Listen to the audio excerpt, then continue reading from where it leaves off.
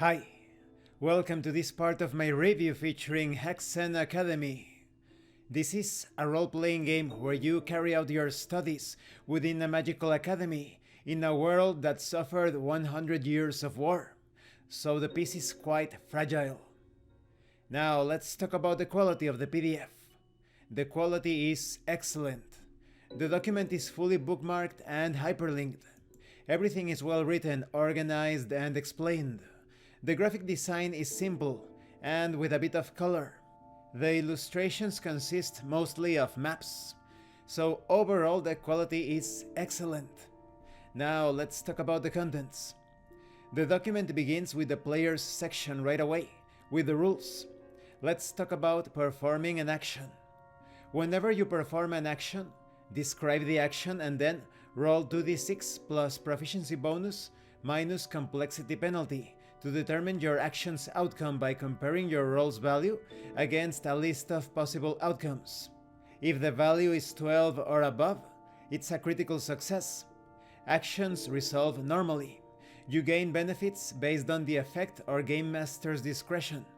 If the value is 7 or above, it's a success. The action resolves as normal. If the value is less than 7, it's a failure.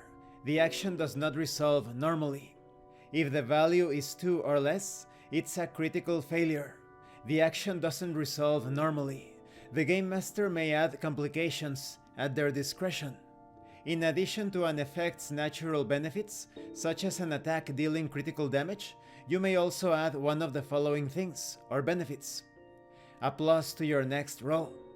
You choose 2 options from an effect instead of 1, or remove a complication from the field. Things will become a bit more clear as we proceed with the system. A complication is something added to the scene, which causes you or an ally to gain a minus to the roll, such as you missing your attack and falling prone yourself, putting you in a disadvantageous position instead. An action can also be made in response to another combatant's stunt to weaken its effectiveness. When an action is used this way, it becomes a reaction. You may perform 1 reaction per round unless you skip your turn. When it comes to proficiency bonus and complexity penalty, proficiency is a bonus that's added to your roll based on the total number of proficiencies you have under the trait that you are using for your action. Whenever you perform an action, at least 1 tag must relate to the trait you are using. You cannot combine the proficiencies of multiple traits together, even if you are using tags from multiple traits at once. Following those guidelines, for example, 1 tag would give you a +1, while 2 tags would give you a +2. Meanwhile, complexity is the opposite of proficiency, a penalty that's applied to your roll based on the number of tags you've added to your action. Your action's complexity is equal to the number of tags added to your action minus 1. You may add a number of tags to your action equal to your trait's proficiency bonus plus 1. So if you were proficient in 2 tags under a trait, you'd be able to add up to 3 tags to your action while using that trait. For example, 2 tags added would result in a complexity of 1, while 3 tags added would result in a complexity of 2.